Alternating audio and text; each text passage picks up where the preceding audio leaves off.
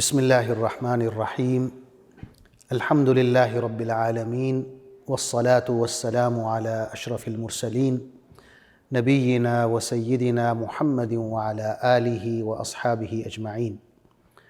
ناظرین السلام علیکم۔ پروگرام موضوعات قرآن پیش خدمت ہے اور ہماری آج کی گفتگو کا موضوع ہے جنات۔ جن کا جو لفظ ہے لغت کے اعتبار سے اس کا مطلب ہے چھپی ہوئی چیز۔ مثلا قرآن مجید میں ہم پڑھتے ہیں فَلَمَّا جَنَّ عَلَيْهِ اللَّيْلُ رَأَى كَوْكَبًا قَالَ هَذَا رَبِّي فَلَمَّا أَفَلَ قَالَ لَا أُحِبُّ الْآفِلِينَ۔ حضرت ابراہیم علیہ السلام کے حوالے سے بات ہو رہی ہے کہ جب اس پر رات کی تاریکی چھا گئی تو اس نے ایک ستارہ دیکھا، کہا کہ یہ میرا رب ہے، لیکن جب وہ ڈوب گیا تو اس نے کہا کہ مجھے ڈوب جانے والے پسند نہیں ہیں، یعنی وہ چیز جو ڈوب جاتی ہے وہ میرا خدا نہیں ہو سکتا۔ اسی طرح ماں کے پیٹ میں جو بچہ ہوتا ہے عربی زبان میں اس کو جنین کہتے ہیں، جنین یعنی چھپا ہوا۔ اسی طرح ڈھال ہے، عربی میں اس کو جنہ کہتے ہیں،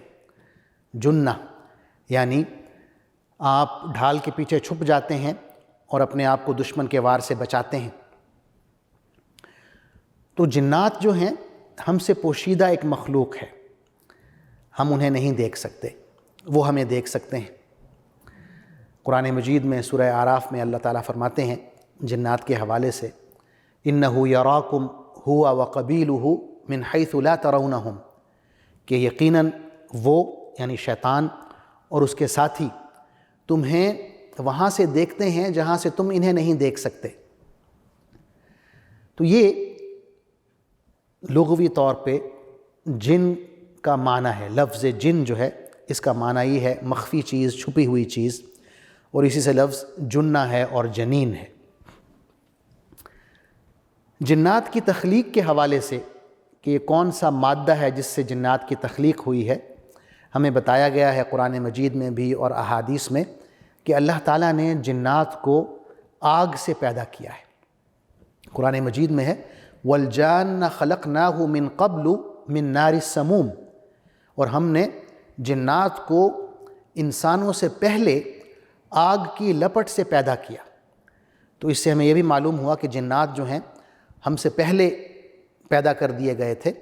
اور یہ کہ ان کی پیدائش کا، ان کی تخلیق کا جو مادہ ہے وہ آگ ہے۔ حدیث میں آتا ہے، صحیح مسلم شریف کی حدیث ہے خلقت الملائکۃ من نور وخلقت الجان وخلق الجان من النار وخلق آدم مما وصف لکم، کہ فرشتوں کو نور سے پیدا کیا گیا، جنات کو آگ سے پیدا کیا گیا، اور آدم علیہ السلام کو اس چیز سے پیدا کیا گیا جو آپ کو بتا دی گئی ہے، یعنی مٹی سے۔ اسی طرح ہمیں روایات میں یہ بھی ملتا ہے کہ جنات کی قسمیں ہوتی ہیں۔ امام طبرانی نے اور امام حاکم نے، امام بیہقی نے ایک روایت کی ہے، اس میں یہ بتایا گیا ہے، حدیث ہے الجن ثلاثۃ اصناف صنف یطیر فی الہوا وصنف حیات وکلاب وصنف یحلون ویضعنون، کہ یہ جو جنات ہیں ان کی تین قسمیں ہوتی ہیں۔ ایک قسم ایسی ہے جو ہوا میں اڑتی ہے، اور دوسری قسم ایسی ہوتی ہے کہ جو سانپوں میں اور کتوں میں رہتی ہے، یعنی ان کے جسم اختیار کر لیتی ہے، اور تیسری قسم ایسی ہے کہ جو خانہ بدوشوں کی طرح رہتے ہیں، کہیں قیام کر لیا، پڑاؤ کر لیا، پھر کوچ کر کے روانہ ہو گئے اور کہیں اور جگہ جا کے خانہ بدوشوں کی طرح قیام کیا۔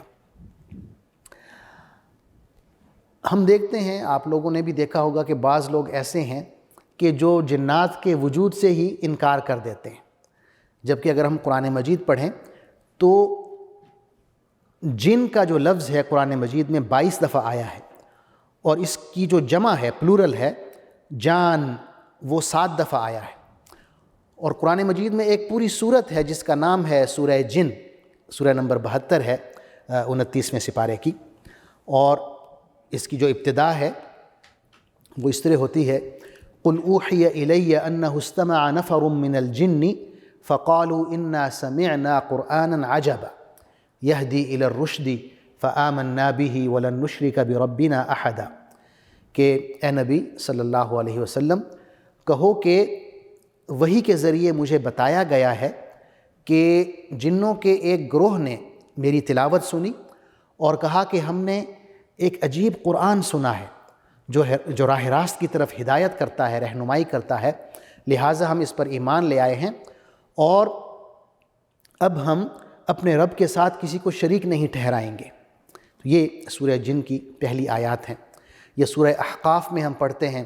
فرمان الہی ہے وَإِذْ صَرَفْنَا إِلَيْكَ نَفَرًا مِّنَ الْجِنِّ يَسْتَمِعُونَ الْقُرْآنَ فَلَمَّا حَضَرُوهُ قَالُوا أَنصِتُوا، اور یہ واقعہ بھی قابل ذکر ہے کہ جب ہم نے جنوں کے ایک گروہ کو تمہاری طرف متوجہ کیا تاکہ وہ قرآن سنیں، جب وہ تمہارے پاس پہنچے تو ایک دوسرے سے کہا کہ خاموشی سے سنو۔ جب تلاوت ختم ہو گئی تو وہ اپنی قوم کو خبردار کرنے کے لیے واپس لوٹے۔ اچھا، یہاں پہ ایک دلچسپ بات بتانا ضروری ہے، وہ یہ ہے کہ جس طرح ہم انسان مکلف ہیں، یعنی اللہ تعالیٰ نے ہمیں یہ ذمہ داریاں دی ہیں کہ ہم وہ عبادات جو اللہ نے ہم پر فرض کی ہیں وہ بجا لائیں، وہ احکام جو اللہ نے ہمیں دیے ہیں ان کی فرما برداری کریں، جن چیزوں سے روکا ہے اس سے رک جائیں۔ اسی طرح جنات بھی مکلف ہیں، یہ بھی پابند ہیں، ان کی بھی ذمہ داریاں ہیں، عبادات ہیں جو ان پر فرض کی گئی ہیں۔ اور قرآن مجید ہمیں اس کا بتاتا ہے، سورہ زاریات میں ہم پڑھتے ہیں وَمَا خَلَقْتُ الْجِنَّ وَالْإِنسَ إِلَّا لِيَعْبُدُونَ، اللہ تعالیٰ فرماتے ہیں کہ میں نے جنات کو اور انسانوں کو محض اس لیے پیدا کیا ہے کہ وہ میری بندگی کریں، میری عبادت کریں۔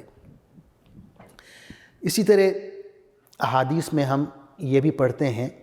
کہ جنات جو ہیں ان کی خوراک ہوتی ہے، وہ کھاتے ہیں پیتے ہیں۔ حدیث میں، صحیح مسلم شریف کی ایک حدیث ہے، حضرت عبداللہ بن مسعود رضی اللہ عنہ روایت کرتے ہیں، فرماتے ہیں كنا مع رسول اللہ صلی اللہ علیہ وسلم ذات لیلۃ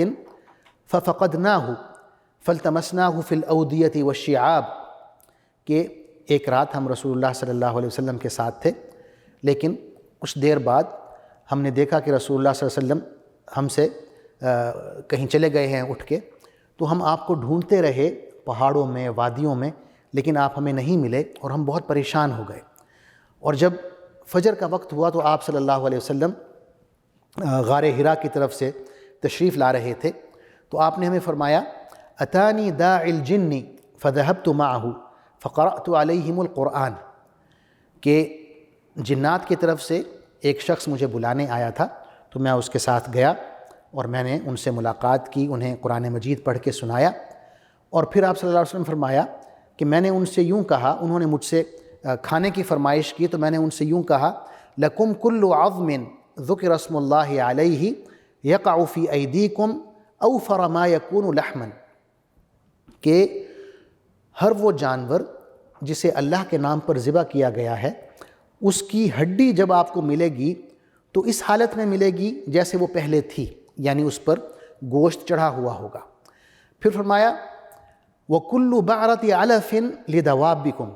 کہ جو بھی یہ جانوروں کے گوبر ہوتے ہیں، ویسٹ ہوتا ہے، اگر آپ اس کو پائیں گے تو آپ اس گوبر کو اپنے جانوروں کے چارے کے طور پر استعمال کر سکتے ہیں۔ پھر آپ صلی اللہ علیہ وسلم نے صحابہ کرام سے یوں فرمایا فَلَا تَسْتَنْجُوا بِهِمَا فَإِنَّهُمَا طَعَامُ إِخْوَانِكُمْ، کہ تم ان دو چیزوں سے یعنی گوبر سے بھی اور ہڈی سے استنجا مت کیا کرو، کیونکہ یہ تمہارے جنات بھائیوں کی غذا ہے، یعنی جو ہڈی ہے وہ انہیں گوشت پوش سے کور ملتی ہے جیسے وہ اصلی حالت میں تھی، اور جو گوبر ہے وہ اپنی اصلی شکل میں آ جاتا ہے، گھاس پھوس بن جاتا ہے اور ان کے جو جانور ہیں ان کے لیے غذا فراہم ہوتی ہے۔ اسی طرح یہ بھی ہے جنات کے حوالے سے کہ اللہ تعالیٰ نے انہیں یہ طاقت دی ہے کہ وہ مختلف شکلیں اختیار کر سکتے ہیں۔ مثلا ایک حدیث ہے جس میں ہم یہ دیکھتے ہیں کہ صحابی رسول ہیں حضرت ابو سعید خدری رضی اللہ عنہ، ان سے ایک تابعی ملنے آتے ہیں جن کا نام ابو سعید ہے، جب وہ آتے ہیں تو دیکھتے ہیں کہ ابو سعید خدری رضی اللہ عنہ اپنے گھر میں نماز پڑھ رہے ہیں، تو وہ بیٹھ جاتے ہیں، انتظار کرنے لگتے ہیں۔ لیکن تھوڑی دیر بعد وہ گھر کے کونے میں دیکھتے ہیں کہ ایک سانپ ہے، تو وہ اٹھتے ہیں سانپ کو مارنے کے لیے۔ تو حضرت ابو سعید خدری رضی اللہ عنہ نماز میں ہی انہیں اشارہ کرتے ہیں بیٹھنے کا کہ آپ سانپ کو نہ ماریں، بیٹھ جائیں، تو وہ بیٹھ جاتے ہیں۔ تو جب آپ نماز مکمل کرتے ہیں تو آپ ان تابعی کو گھر سے باہر لے کے جاتے ہیں اور ایک گھر دکھاتے ہیں، فرماتے ہیں کہ یہ جو گھر ہے اس میں ایک نوجوان انصاری صحابی رہتے تھے جن کی نئی نئی شادی ہوئی تھی، اور یہ وہ وقت تھا جب غزوہ خندق شروع ہوئی، تو وہ غزوہ خندق میں شامل ہوئے، لیکن ایک دن وہ آپ صلی اللہ علیہ وسلم سے اجازت لے کے اپنے گھر آئے تو دیکھتے کیا ہے کہ ان کی جو بیوی ہے، دلہن ہے، وہ دروازے میں ہی کھڑی ہوئی ہے۔ تو انہیں دیکھ کر غصہ آیا کہ بھئی بے پردگی کی حالت میں گھر سے باہر کیوں آئی ہیں، تو ناراض ہوئے۔ تو ان کی بیوی نے کہا کہ آپ ناراض نہ ہوں بلکہ اندر آئیں اور دیکھیں کہ کیا ہو رہا ہے۔ تو جب اندر جاتے ہیں تو دیکھتے ہیں کہ ان کے بستر پہ ایک بہت بڑا سانپ کنڈلی مار کے بیٹھا ہوا ہے۔ تو یہ جو نوجوان صحابی تھے ان کے ہاتھ میں نیزہ تھا، تو انہوں نے وہ نیزہ جو ہے زور سے مارا اس سانپ کو، اور اس میں اس کو جیسے پرو دیتے ہیں اور پھر اٹھا کے باہر لائے اور صحن میں وہ نیزہ گاڑا۔ لیکن ساتھ ہی یہ ہوا کہ اس سانپ نے جمپ کیا، ان صحابی پہ حملہ کیا، اور جو صحابہ کرام وہاں پہ آئے انہوں نے دیکھا کہ دونوں جو ہیں وہ سانپ بھی اور وہ نوجوان صحابی بھی ایک ہی وقت میں فوت ہو گئے ہیں۔ اور صحابہ نے کہا کہ ہمیں پتہ نہیں چلا کہ کون پہلے مرا ہے، سانپ پہلے مرا ہے یا صحابی پہلے فوت ہو گئے ہیں۔ تو جب یہ واقعہ حضور صلی اللہ علیہ وسلم کو بتایا گیا تو آپ صلی اللہ علیہ وسلم نے فرمایا، آپ کا ارشاد ہے، ان بالمدینۃ اخوانا لکم من الجن، کہ مدینہ میں تمہارے کچھ جنات بھائی ہیں جو مسلمان ہو گئے ہیں۔ پھر فرمایا فَإِذَا رَأَيْتُم مِثْلَ هَذَا فَآذِنُوهُ ثَلَاثًا فَإِن بَدَا لَكُمْ أَن تَقْتُلُوهُ فَاقْتُلُوهُ فَإِنَّمَا هُوَ شَيْطَانٌ، کہ اگر تم اس طرح کوئی چیز دیکھو، کوئی سانپ دیکھو، تو پھر اسے 3 دن کی مہلت دو، اسے وارننگ دو کہ آپ کے پاس 3 دن کا وقت ہے، آپ یہاں سے چلے جائیں۔ 3 دن کے بعد اگر وہ نظر آئے تو پھر آپ اسے قتل کر سکتے ہیں، مار سکتے ہیں، کیونکہ وہ شیطان ہے۔ اسی طرح یہ سوال بھی پیدا ہو سکتا ہے کہ کون سی مخلوق زیادہ طاقتور ہے، جنات زیادہ طاقتور ہیں یا انسان زیادہ طاقتور ہیں؟ تو اس میں بھی ہم قرآن مجید سے رہنمائی حاصل کرتے ہیں کہ اللہ تعالیٰ نے انسانوں کو ذہانت زیادہ دی ہے، عقل زیادہ دی ہے۔ اس فیلڈ میں انسان جنات سے آگے ہیں، عقل میں، ذہانت میں، انٹیلیجنس میں۔ لیکن جہاں تک جسمانی طاقت کا تعلق ہے اس میں جنات ہم سے آگے ہیں۔ مثلا 2 آیتیں ہیں قرآن مجید میں، ایک سورہ بنی اسرائیل میں ہے اور دوسری سورہ رحمان میں ہے۔ سورہ بنی اسرائیل میں جو آیت ہے اس میں اللہ تعالیٰ نے انسانوں کا ذکر پہلے کیا ہے، جنات کا ذکر بعد میں کیا ہے، اور سورہ رحمان میں جو آیت ہے اس میں اللہ تعالیٰ نے جنات کا ذکر پہلے کیا ہے، انسانوں کا ذکر بعد میں کیا ہے۔ اور اس کی یہی وجہ ہے کہ سورہ بنی اسرائیل میں جو آیت ہے اس میں ذکر ہو رہا ہے قرآن مجید کے حوالے سے، اللہ تعالیٰ ایک چیلنج پیش کر رہے ہیں، پوری انسانیت کے سامنے ایک چیلنج رکھ رہے ہیں۔ آیت ہے قُلْ لَئِنِ اجْتَمَعَتِ الْإِنسُ وَالْجِنُّ عَلَىٰ أَن يَأْتُوا بِمِثْلِ هَذَا الْقُرْآنِ لَا يَأْتُونَ بِمِثْلِهِ، کہ اے نبی صلی اللہ علیہ وسلم آپ یوں فرمائیں کہ اگر تمام انسانوں کا ذکر پہلے ہے اور تمام جنات اکٹھے ہو جائیں کہ اس قرآن جیسا کوئی قرآن لے آئیں تو نہیں لا سکتے، بے شک وہ ایک دوسرے کی مدد ہی کیوں نہ کرنے لگ جائیں۔ تو یہاں پہ جس کام کی بات ہو رہی ہے اس کا تعلق عقل سے ہے، ذہانت سے ہے، کہ اگر آپ اس کوشش میں لگ جائیں کہ میں قرآن جیسی کوئی کتاب تالیف کر کے لے آؤں تو ظاہر ہے اس میں عقل کی ضرورت ہوگی۔ تو اللہ تعالیٰ تو فرما رہے ہیں کہ اتنی عقل نہیں ہے، لیکن بہرحال یہ جو کام ہے یہ عقل والا کام ہے۔ دوسری جو آیت ہے سورہ رحمان میں، وہ آیت ہے اس میں اللہ تعالیٰ فرما رہے ہیں یا معشر الجن والانس، یہاں جنات کو پہلے لایا گیا ہے، یا معشر الجن والانس ان استطعتم ان تنفذوا من اقطار السماوات والارض فانفذوا لا تنفذون الا بسلطان، کہ اے جنات کے گروہ اور اے انسان کے گروہ، اگر تم آسمانوں کی سرحدوں سے باہر نکلنا چاہو، یا معاشر الجن والانس ان استطعتم ان تنفذوا من اقطار السماوات والارض فانفذوا، کہ اے جنات اور انسان کے گروہ، اگر تم، یعنی تمام جنات کو، تمام انسان کو اللہ تعالیٰ مخاطب ہے کہ اگر تم اتنی طاقت رکھتے ہو کہ آسمانوں اور زمین کی سرحدوں سے باہر نکل سکو، نکل کے بھاگ سکو، تو پھر بھاگ کر دکھاؤ، نکل کے دکھاؤ۔ تم نہیں نکل سکتے کیونکہ اس کے لیے بہت زیادہ زور چاہیے، طاقت چاہیے۔ تو یہاں پہ زور اور طاقت کی بات ہو رہی ہے، جسمانی قوت کی بات ہو رہی ہے، تو اللہ تعالیٰ نے جنات کا ذکر انسانوں سے پہلے کیا ہے۔ تو ان دو آیتوں سے علماء نے یہ نتیجہ نکالا ہے کہ انسان جو ہیں ذہانت میں جنات سے آگے ہیں، اور جنات جو ہیں وہ جسمانی قوت میں انسانوں سے آگے ہیں۔ احادیث میں یہ بھی ہے کہ جنات جو ہیں وہ ہمارے معاملات میں دخل دے سکتے ہیں، مثلا وہ ہمارے گھروں میں داخل ہو سکتے ہیں، ہمارے کھانے میں شامل ہو سکتے ہیں، شریک ہو سکتے ہیں۔ مثلا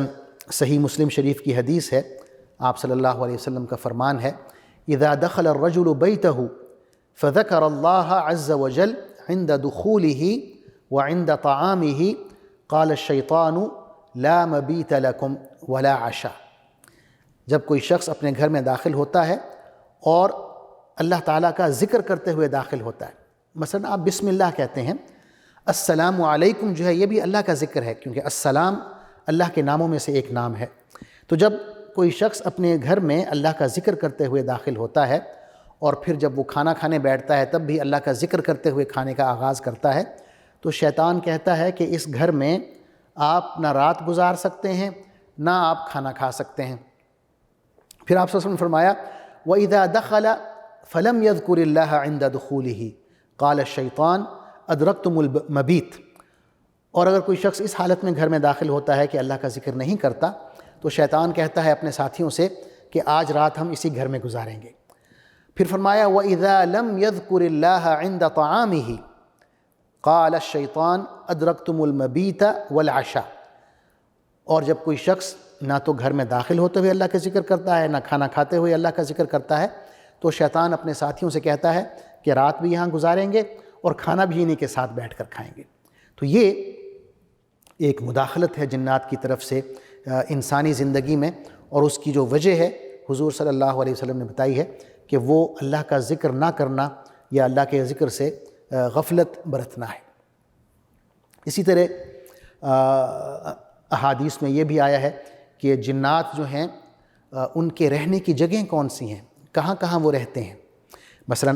ایک تو یہ بھی ہے کہ ویرانوں میں رہتے ہیں، لیکن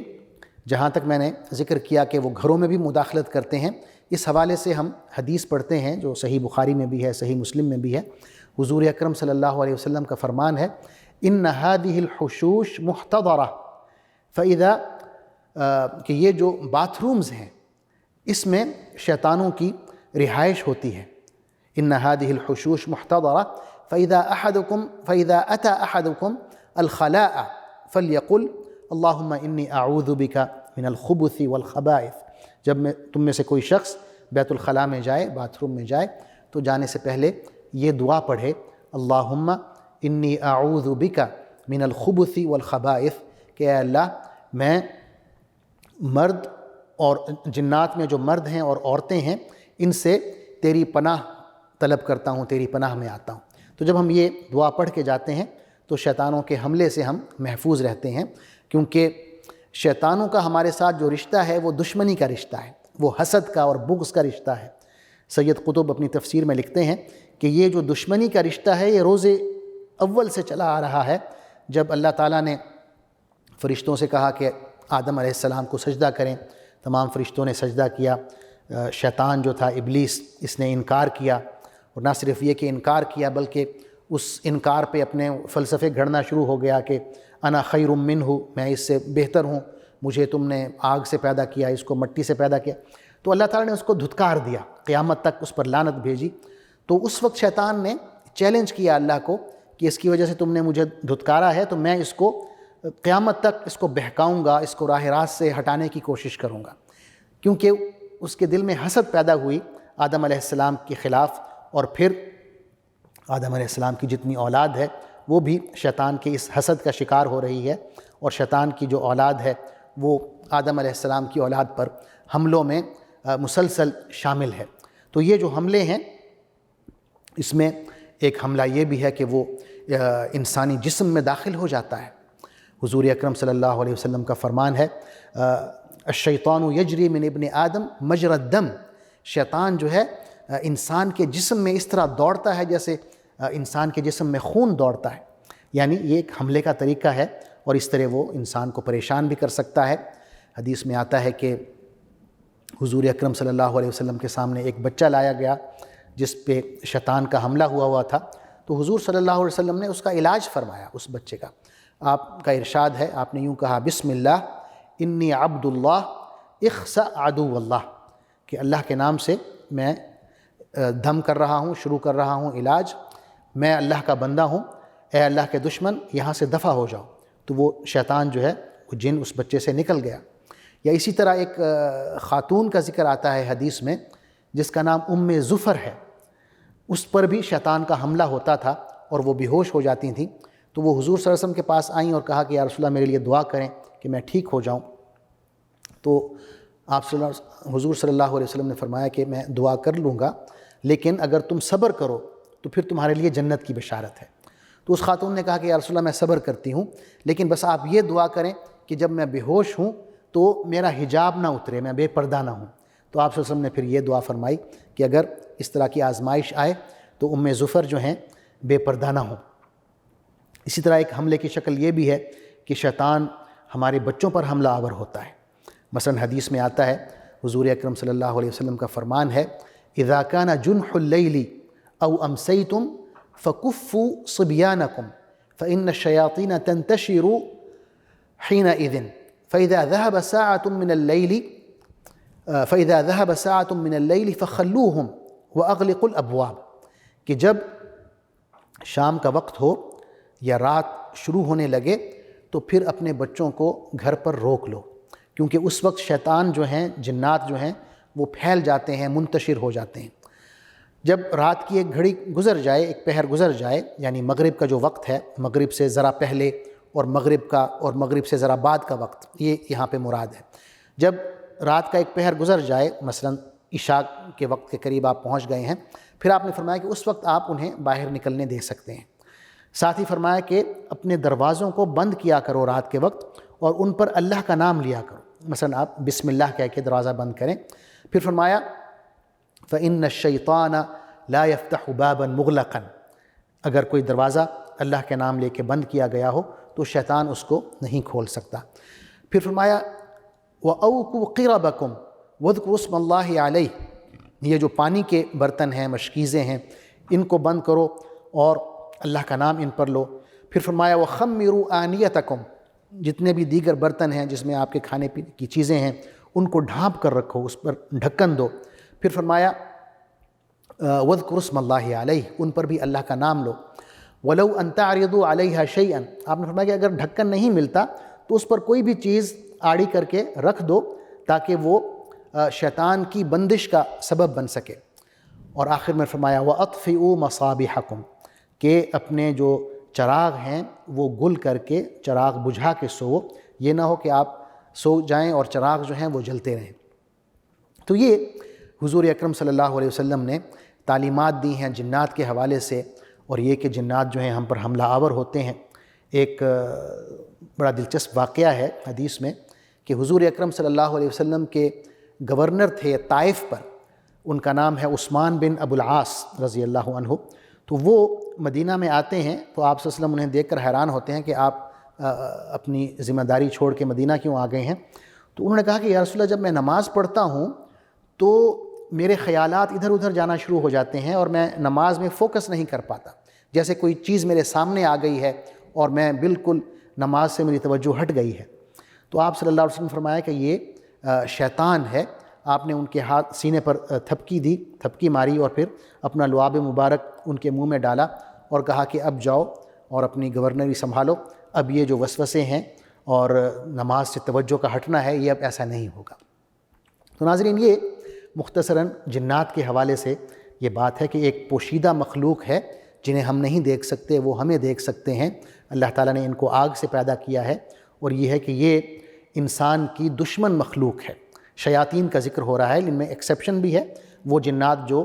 اسلام قبول کر لیتے ہیں، ظاہر ہے ان کا درجہ مسلمانوں میں جو مومنین ہیں ان کے برابر ہو جاتا ہے۔ تو یہ جو جنات شیاطین ہیں، غیر مسلم ہیں، ان کا ذکر ہو رہا ہے کہ وہ مسلمانوں پر حملہ آور بھی ہوتے ہیں، انسانوں کے جسم میں داخل بھی ہو جاتے ہیں، اور اس کی وجہ وہی ازلی دشمنی اور حسد ہے جو شیطان اور آدم علیہ السلام کے درمیان تھا۔ آپ کا بہت بہت شکریہ، آپ نے توجہ سے میری بات سنی۔ اللہ تعالیٰ آپ کو جزائے خیر دے۔ والسلام علیکم ورحمۃ اللہ وبرکاتہ۔